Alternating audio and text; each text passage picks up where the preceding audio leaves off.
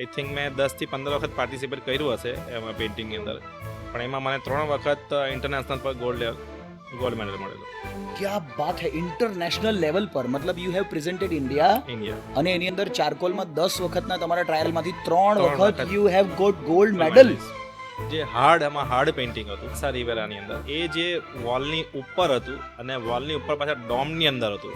તમે એને છે ને અડધો કલાક સુધી તમે એને આમ પણ ના જોઈ શકો. આમ મારા બધા ક્લાસમાં બહુ બધા એવા છોકરાઓ જેને ઇવન પેન્સિલની સ્ટ્રેટ લાઇન ખેંચતા પણ ના આવડતી હતી. આજે એ લોકો બહુ સરસ પોર્ટ્રેટ બનાવે છે, સરસ એવા કામો લે છે. ફોરેનર્સમાં કેવું હોય છે કે સોનોની પાછળ કોઈ ભાગતું નથી, લોકો પેઇન્ટિંગ્સની પાછળ ભાગે છે. પેઇન્ટિંગ્સ એ લોકો માટે પ્રોપર્ટી છે. પાર્ટી છે, હા, આર્ટિસ્ટે બનાવેલી કોઈ એક વસ્તુ એ હીરા કરતાં પણ મોંઘી મોંઘી હોય હોય છે. છે. કારણ કે હું કલાકારને એક હીરાના રૂપે જ જોઉં છું, ને હીરાને તમે મુકુટ પર પણ લગાવી શકો ને એની કોઈ કિંમત પણ ના આંકી શકે. કેનવાસ એટલે કેવું કે જે કપડા ઉપર બનાવતા હોય, હા, પેલી જે મજનુભાઈ બનાવે છે પેલા પિક્ચર, બસ એ રીતનું. ફર્સ્ટ બેન્ચ પર બેસતો અને હું વાતો કર્યા કરતો. ફર્સ્ટ બેન્ચ પર બેસીને વાત કર. ભાઈ, જિંદગીમાં પહેલી વાર આવા સ્ટુડન્ટ જોઉં છું જે બેક બેન્ચર છે પણ ફર્સ્ટ બેન્ચ પર બેસીને બેક બેન્ચર વાળું કામ કરે છે. કારણ કે જો મારા મમ્મી ન હોત તો કદાચ હું આ ફિલ્ડમાં પણ ન હોત. કારણ કે અમારી પરિસ્થિતિ એવી હતી કે પેન્સિલ લાવવાના પણ પૈસા નહોતા તેને.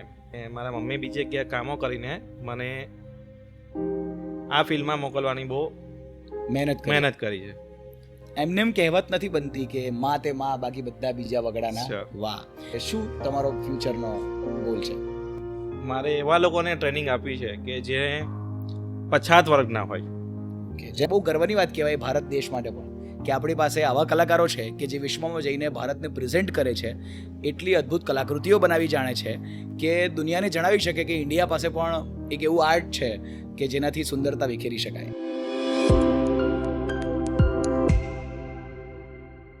લેડીઝ એન્ડ જેન્ટલમેન, નવા સ્ટુડિયોમાં નવો અને અદ્ભુત પોડકાસ્ટ લઈને તમારો આરજે વીર હાજર છે. આજે આપણે એક એવા વ્યક્તિ અને એવી પર્સનાલિટીને મળવા જઈ રહ્યા છે કે કદાચ આ સ્ટુડિયોની જે સુંદરતા લોકોને લાગી હોય તો એ સુંદરતાની અંદર વધારો કરનારા આ વ્યક્તિ છે. દુનિયાભરમાં જ્યાં પણ જાય ત્યાં કલાકાર એવો વ્યક્તિ છે કે એનો એક અલગ દ્રષ્ટિકોણ લઈને જાય, પણ આ એક એવા કલાકાર છે જે જગ્યાને જ નવો દ્રષ્ટિકોણ આપી દે છે.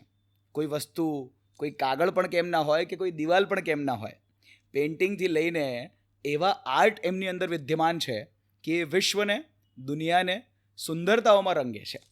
અને આટલા બધા રંગોમાં રંગાયેલા એવા વ્યક્તિ કે જે લગભગ 15 વર્ષોથી પણ વધારે સમયથી આ ફિલ્ડના અનુભવી છે. કેટલાય લોકો સુધી એમણે આ નોલેજ પણ પહોંચાડ્યું અને દુનિયાભરની કેટલી જગ્યાઓને અદ્ભુત રીતે રંગી પણ નાખી. ચાલો તો મળીએ આજે પ્રભાકરભાઈને. કેમ છો પ્રભાકરભાઈ? બસ મજામાં વીરભાઈ. વાહ. તો આજ વાત પર તમારું આ પોડકાસ્ટમાં ફર્સ્ટ ઓફ ઓલ સ્વાગત છે. થેન્ક યુ વીરભાઈ. તમે આ જગ્યાને જ્યારે બનાવી રહ્યા હતા અને બન્યા પછી હવે જે લાગી રહી છે, તમારી એના માટે શું ફિલિંગ છે? જ્યારે હું શરૂઆતમાં અહીંયા આવ્યો હતો ત્યારે હું વિચારમાં પડી ગયો હતો કે આ જગ્યા આવી છે, હવે આને સુંદર કઈ રીતે કરી શકું. તેમ છતાં તમે મને કીધું કે આ રીતનું આપણને જગ્યા જોઈએ છે, તમે તમારી રીતના બેસ્ટ કરીને આપો.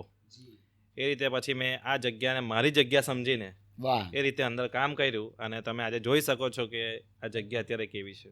વાહ, ક્યાં વાત હે.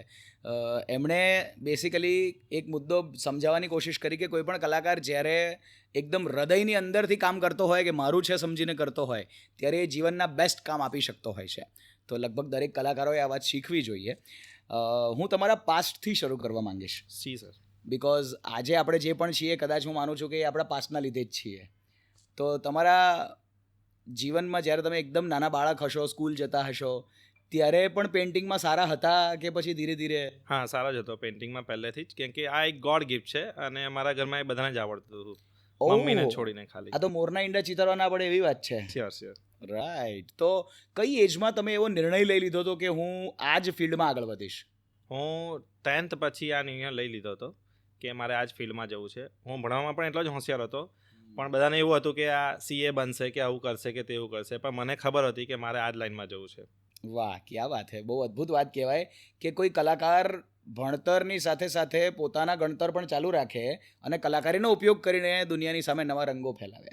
તો 10thમાં તમે ડિસાઈડ કરી લીધું હતું અને આજે તમે એવા મુકામો પર પહોંચવા માંડ્યા છો કે જ્યાંથી દુનિયા તમને ઓળખે છે. આ કારણસર તમારા નામની સાથે આ રંગો પણ જોડાઈ ગયા છે, મને એવું લાગે છે. તો પછી 10th પછી શું સિચ્યુએશન્સ આવી, તમે કઈ રીતે આ ફિલ્ડમાં ગયા, તમને કોઈ ઓપોર્ચ્યુનિટીઝ મળી કે તમે ઘરેથી જ શીખ્યા કે પછી તમને જે આવડતું હતું એ તમે બસ કરતા ગયા? એકચ્યુઅલી આમાં મેઇન મારો ભાગ છે મારી મમ્મીનો. કારણ કે જો મારા મમ્મી ન હોત તો કદાચ હું આ ફિલ્ડમાં પણ ન હોત. કારણ કે અમારી પરિસ્થિતિ એવી હતી કે પેન્સિલ લાવવાના પણ પૈસા નહોતા તે ટાઈમે. ઓકે. અને મારા મમ્મી બીજી જગ્યાએ કામો કરીને મને આ ફિલ્ડમાં મોકલવાની બહુ મહેનત કરી છે. અને એના માટે પૂરેપૂરો શ્રેય મારી મમ્મીને જ જાય છે. કારણ કે એ જો ના હોત તો ઓબ્વિયસલી કે આ જગ્યા હું ન હોત. અને એમણે મને બધી રીતે સપોર્ટ કર્યો છે. ઇવન આ ફિલ્ડમાં જવું હોય તો પણ, આગળ ભણવું હોય તો પણ, અને ના કરવું હોય તો પણ. વાહ, ક્યાં વાત છે. આવું કોઈ માં જ્યારે કહી દે એના દીકરાને તો એ કેટલો રિલેક્સ થઈને જીવી શકે કે મારે શું કરવું જોઈએ. પ્લસ એમને એમ કહેવત નથી બનતી કે માં તે માં બાકી બધા બીજા વગડાના. Sure. વાહ. કારણ કે માં તમારી માટે જ્યારથી આપણે જન્મીએ છીએ કદાચ એના પહેલાંથી તમારી રક્ષા ચાલુ કરે પેટથી લઈને જ, અને જ્યાર સુધી માં જીવે ત્યાર સુધી આપણી રક્ષા માટે જ જાણે જીવતી હોય એવો અનુભવ થાય આપણને. ભાઈ, બહુ અદ્ભુત વાત છે કે એમણે જ્યારે તમે સપના જોઈ શકતા હતા પણ પૂરા કરવા માટે ક્ષમતાઓ પણ નહોતી, ત્યારે એમણે તમારા સપના પૂરા કરવા માટે એટલી સખત મહેનતો કરી કે તમે આજે એક એવું સ્થાન મેળવી શકો. અને મજેદાર વાત એ છે કે એમણે તમારા માટે જોયેલું સપનું આજે પૂરું થઈ રહ્યું છે. સાચી વાત છે. કે તમે જીવનના એવા મુકામ પામી ગયા કે એમની જે મહેનત છે તમે એને સફળ કરી નાખી, કે વિશ્વમાં જઈને તમે એવા રંગો ફેલાવ્યા કે કદાચ બીજી કોઈ માઓને એના દીકરાઓને પણ ખુશીઓ આપી તમે આ રીઝનથી. સાચી વાત છે. સો દેટ્સ રિયલી અમેઝિંગ કે તમે માતાને આ વાતનો શ્રેય આપો છો. હવે મારે આગળ જાણવું છે કે એવી પરિસ્થિતિઓમાંથી સર કરતાં તમે પેન્સિલો ભેગી કરતાં જ્યાં જ્યાં મોકો મળ્યો ત્યાં પેઇન્ટિંગ્સ કરતાં તમને ક્યારે એવી ઓપોર્ચ્યુનિટી મળી કે એવો મંચ મળ્યો કે જ્યારે તમને એમ થયું કે હવે મારી એક ઓળખાણ બનવા માંડી છે, કે હવે મને એક સારી જગ્યાએ મારું નામ થઈ ગયું છે? એ વાત છે 2014ની. અને તમારી એજ કેટલી હશે ત્યારે? તે ટાઈમે મારી એજ હશે 20-25. 20-25ની વચ્ચે. એટલે તમારો 10th થી જ્યારે આ સફર શરૂ થઈ એના લગભગ ઘણા વર્ષો પછી તમને આવી ઓપોર્ચ્યુનિટી મળી. તો શું હતું એ સિચ્યુએશન અને શું મળ્યું તમને?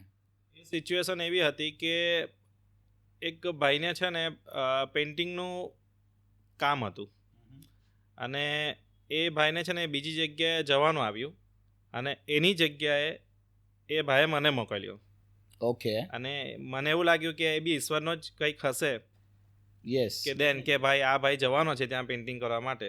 ત્યારથી પછી મારું પેઇન્ટિંગનું શરૂઆત થઈ. એ પછી ધીરે ધીરે ઓળખાણ થતી ગઈ ને આ તે બધું કામ લોકો જોવે. એ સમયે કઈ જગ્યાએ ગયા પેઇન્ટિંગ કરવા? જે ઓપોર્ચ્યુનિટી શું હતું ત્યાં તમે શું પેઇન્ટ કર્યું? એ જગ્યાએ મેં સૌથી પહેલાં મારી વેસુમાં હતી. ઓકે. અને એ આખો મેં કેફે તૈયાર કર્યો હતો.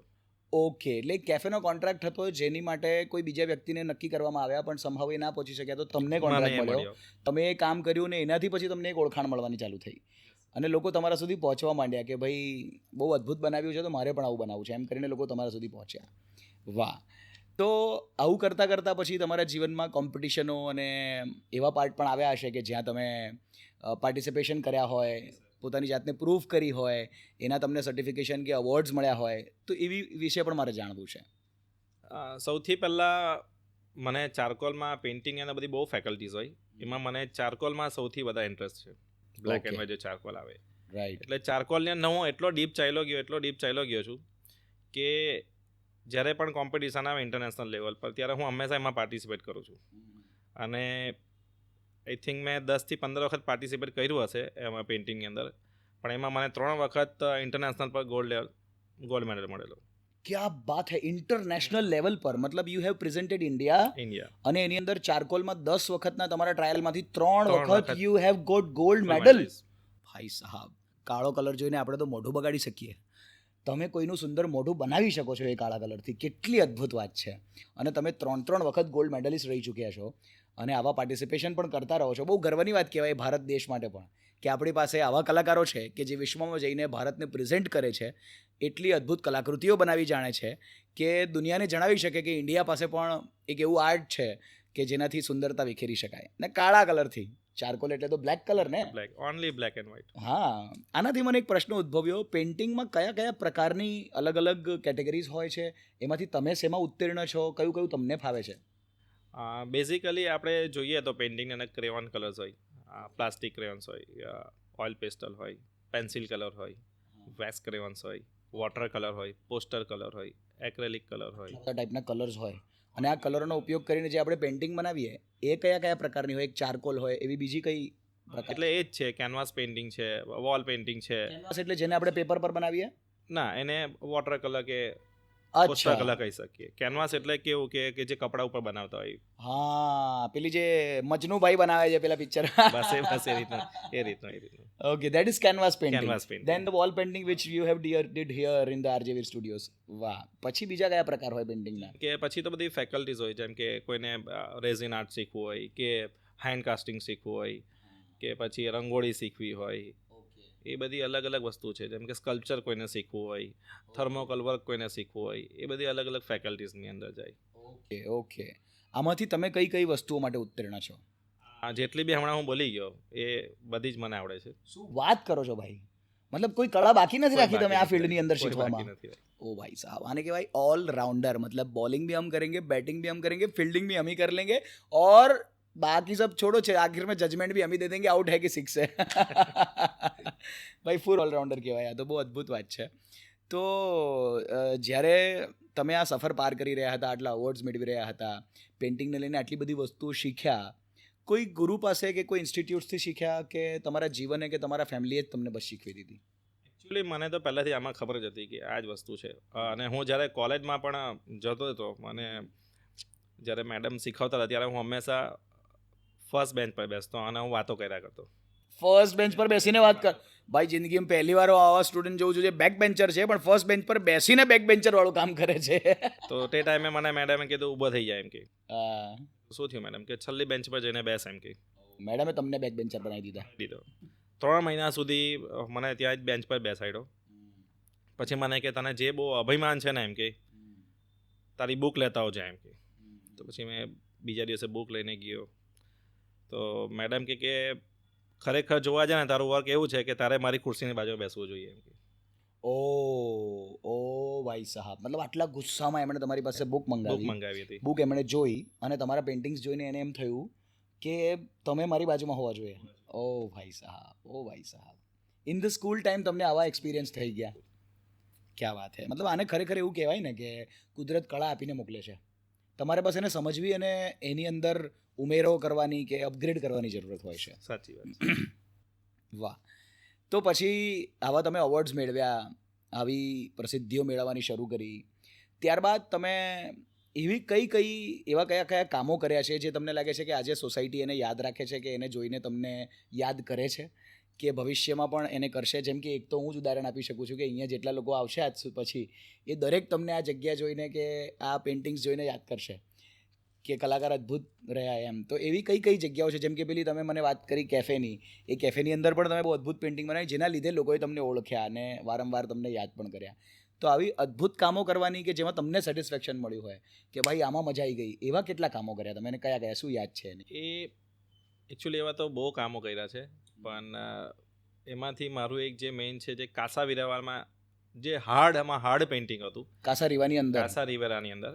કેમ કે એ જે વોલની ઉપર હતું અને વોલની ઉપર પાછા ડોમની અંદર હતું, એટલે શેપ આખો આમ હતો. ઓકે. એટલે તમે એને છે ને અડધો કલાક સુધી તમે એને આમ પણ ના જોઈ શકો આમ. રાઈટ. અને તમારે એને કોન્સ્ટન્ટલી મારે એને પેઇન્ટ કરવાનું હતું. એ મારી સૌથી યાદગારી છે અને એના થ્રુ જ મોસ્ટલી હવે તો મને બધા ઓર્ડરો બી મળે છે. વાહ. તો કાસારીવામાં માનો કે કોઈ વ્યક્તિ જાય છે તો એ ક્યાં જોઈ શકશે તમારી આ પેઇન્ટિંગને? એ બિલ્ડિંગમાં 9th ફ્લોર પર છે, 901માં.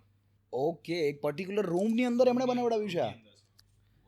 એક મંદિર છે, મંદિરના આગળના ભાગમાં એ આખો ડોમ છે આખો, અને એની અંદર એ બનાવડાવ્યું છે. વાહ.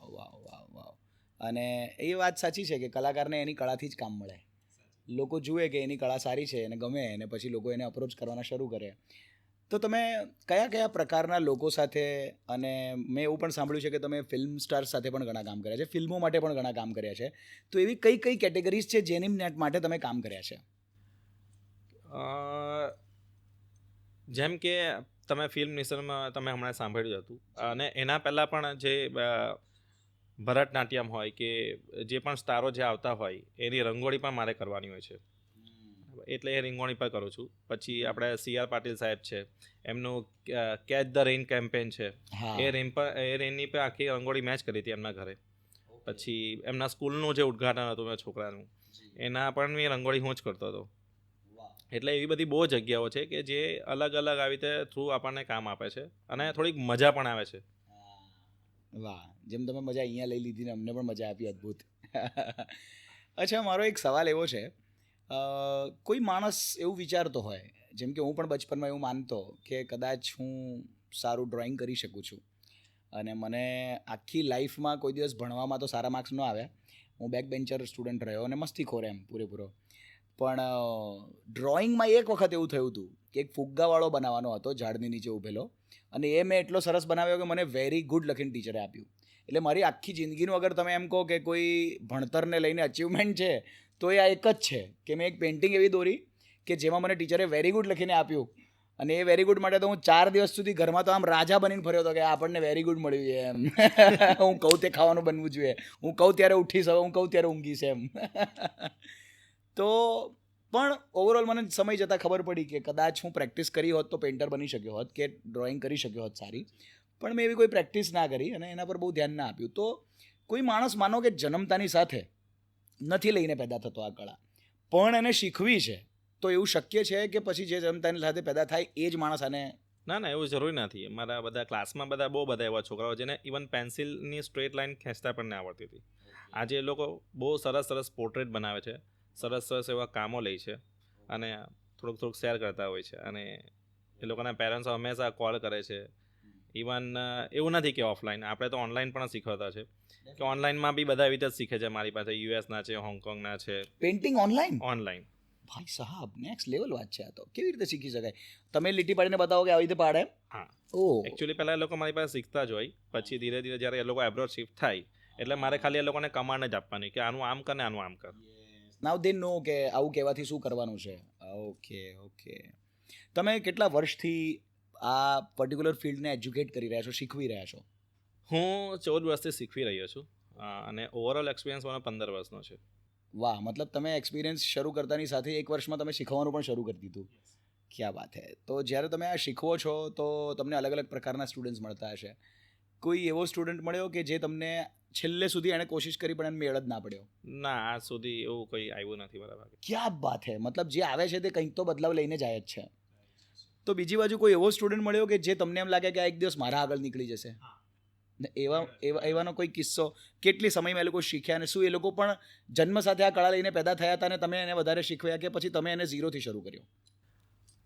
એક ફલક નામની છોકરી છે, એની મમ્મીએ એમ જ શીખવા માટે કીધેલું હતું કે સર તમારું નામ બહુ સાંભળ્યું છે, અમારે તમારી પાસે શીખવું છે, મારી છોકરી, મારા ડોટરને કંઈ નથી આવડતું. મેં કીધું ઓકે, નો ડાઉટ, હું આવીશ, હું કરાવીશ.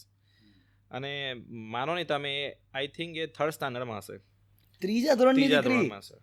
ઓહ સ્વીટ મેન. મેં મારી પાસે ડ્રોઈંગ શીખવાનું ચાલુ કર્યું અને મે બી 6 મંથ જેવા પૂરા થયા હશે અને એ પોર્ટ્રેટ બનાવવાની થઈ ગયેલી. ભાઈ સાહેબ, 3જા ધોરણમાં ભણતી છોકરી પોર્ટ્રેટ પર? મને શરમ આવે, હું લીટાડા નહીં પાડી શકતો હરખા. લીટાડા છોડો, મારા અક્ષર મને નહીં વંચાતા. પેઇન્ટિંગ તો બહુ દૂરની વાત છે. મતલબ કુદરત જેને આપીને મોકલે અને જેની પાછળ તમારા જેવા ગુરુ હાથનો હાથ હોય, મને લાગે છે કે ગુરુના કારણે કોઈ પણ વ્યક્તિની કળાને નિખારવી એ બહુ આસાન અને અદ્ભુત રીતે પોસિબલ સાચી છે. વાત છે. વાહ. તો આવા ઘણા કિસ્સાઓ તમે તમારા જીવનમાં જોયા હશે કે કદાચ એ પેઇન્ટિંગ્સમાં આમ ધમધમાઈને કરતા થઈ જાય. અચ્છા, આની અંદર કોઈ માનો કે કોઈ વ્યક્તિ શીખે છે આપણી પાસેથી અને એને કોઈ ઇન્કમ સોર્સ ખરો કે પેઇન્ટિંગ્સ પણ વેચી શકાય એવું બધું? યુઝ્યુઅલી અહીંયા આવું પ્રેક્ટિકલી પિક્ચરોમાં દેખાય એવા એક્ઝિબિશન્સ અહીંયા થાય ખરા? થાય છે, આપણા સુરતમાં થાય છે. ઓકે, એવા એક્ઝિબિશન્સ થાય કે લોકો આવીને પેઇન્ટિંગ્સ લઈને જાય એવું? પેઇન્ટિંગ્સ લાઈ પણ છે, પણ ફર્ક એટલો જ છે કે આપણા સુરતમાં કેવું છે કે એનું લોકોને બહુ ખ્યાલ નથી. ઓકે. જેમ કે ફોરેનર્સમાં કેવું હોય છે કે સોનોની પાછળ કોઈ ભાગતું નથી, હા, લોકો પેઇન્ટિંગ્સની પાછળ ભાગે છે. પેઇન્ટિંગ્સ એ લોકો માટે પ્રોપર્ટી છે. પ્રોપર્ટી છે, હા. અને આપણે અહીંયા કેવું છે, સોનોની પાછળ ભાગે, પણ રિયલ સોનું છે એ લોકોને હજુ ખબર નથી. હા, આર્ટિસ્ટે બનાવેલી કોઈ એક વસ્તુ એ હીરા કરતાં પણ મોંઘી હોય મોંઘી હોય છે. છે. એટલે આમ જોવા જઈએ તો સોના કરતાં મોંઘો હીરો ને હીરા કરતાં પણ મોંઘો આર્ટ. તો બહુ મોટી વાત છે કે જે લોકો આર્ટની વેલ્યુ કરી શકતા હોય ને પોતાના ઘરોમાં રાખતા હોય તો પછી આવા એક્ઝિબિશન્સ અગર માનો કે સુરતમાં નથી થતા તો આપણા નજીકના કોઈ સિટીઝ છે જ્યાં સારા થતા હોય, મુંબઈ કે થાય છે, અમદાવાદમાં પણ થાય છે, મુંબઈમાં પણ થાય છે, દિલ્હીમાં પણ થાય છે, અને એવું બધું સારું એવું છે, મળે છે બધાને. આજ સુધી કોઈના એક્ઝિબિશન એવા ફેલ નથી ગયા. લોકો સારું એવું કમાય છે એક્ઝિબિશનમાંથી. વાવ, મતલબ પેઇન્ટિંગ્સ બનાવીને એક્ઝિબિશન્સ કરીને ક્યાં તો પછી કોઈ એક્ઝિબિશન થતું હોય એમાં પાર્ટિસિપેટ કરીને પણ યુ કેન અર્ન એમ. હા. વાહ. અને અર્નિંગ કરતાં પણ મને એવું લાગે કે કદાચ પેઇન્ટિંગ્સ તો લોકો એટલે શીખતા હશે કે પોતાના અંદરની મનની જેટલી પણ એ લોકોની વિચારસરણીઓ છે, જેટલી પણ એ લોકોની કલ્પના શક્તિ છે એને આમ પેપર પર ઉતારી શકે. હા, એટલે એવા એવા ઘણા પણ સ્ટુડન્ટો છે મારા કે જેમણે ખાલી શોખ પૂરતા શીખતા આજે એ પોતે પ્રોફેશનલ લેવલ પર પહોંચી ગયા. વાહ વાહ. અચ્છા, કોઈ તમારી પાસે શીખવા આવે તો એનો સૌથી પહેલો કન્સર્ન શું હોય કે એમાંથી કાલ ઉઠીને પોતાના એક્ઝિબિશન શરૂ કરશે એટલા માટે કે કોઈ બીજા રીઝનથી? એનો ઓવરઓલ રીઝન મેક્સિમમ શું હોય છે? એકચ્યુઅલી આપણે જોવા જઈએ સ્ટુડન્ટ લેવલ પર કેવું હોય કે એ લોકોને ખબર છે કે તમે કોઈ બી ફિલ્ડ લેશો, એન્જિનિયર એટલે આર્કિટેક્ટ છે, ફેશન ડિઝાઇનર છે, ઇન્ટિરિયર ડ્રોઈંગ છે, ડોક્ટરિંગ લાઈન છે, કોઈ પણ લાઈન છે, એમાં ફરજિયાત ડ્રોઈંગ આવવાનું છે. એટલા માટે એ લોકો તો પહેલાં ડ્રોઈંગ શીખતા હોય. રાઈટ. ઓ, મતલબ આનાથી ઘણી બધી ફિલ્ડ સાથે કનેક્શન્સ છે. કરેક્ટ. મતલબ મોટા મોટા બિલ્ડિંગો દોરવા હોય કે પછી ભલભલી જગ્યાઓને આપણે અદ્ભુત રીતે પ્રેઝન્ટ કરવી હોય તો painting can work. Yes. Right. તો એ વધારે લોકો છે કે જે લોકો આવી ફિલ્ડમાં ભવિષ્યમાં જવા માંગે છે. Very nice. કઈ એજ છે જે સૌથી વધારે શીખે તમારી પાસેથી? મોસ્ટલી 8 થી 10 વર્ષના છોકરાઓ. અચ્છા, બાળકો વધારે મારા છે. બાળકો વધારે માટે, કેમ કે હું એ લોકોને પહેલાથી ટ્રેન કરી દઉં છું કે જ્યારે એ લોકો 7-8 સુધી આવે ત્યારે એ લોકો થોડાક માસ્ટર થઈ જ ગયેલા હોય. રાઈટ. અને એવું પણ કહેવાય ને કે જ્યારે કોરી સ્લેટ જેવા હોય બાળકો ત્યારે એની ઉપર જે લખો તે લખાય. સાચી વાત છે. એ જ રાઈટ ટાઈમ છે એમને મોલ્ડ કરી શકો જેવા કરવા હોય એવા. તો એ કળા એ લોકોની અંદર ઉમેરવાનો એ પરફેક્ટ ટાઈમ છે. શું એજ વધી જવાથી માણસ ધીરે શીખી શકે પેઇન્ટિંગના પાર્ટમાં, એવું ખરું? ના, એવું કોઈ જ નથી. એની એજની કોઈ લિમિટ છે જ નહીં. ઓકે. કોઈ આજ સુધીમાં સૌથી મેક્સિમમ એજવાળા કયા વ્યક્તિ સાથે તમે? મેક્સિમમ એજવાળા મારી પાસે અત્યાર સુધી 55 યર્સના છું. 55 યર્સ.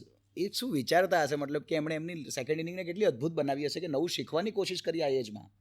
એકચ્યુઅલી હું પણ ત્યારે આશ્ચર્યચકિત થઈ ગયો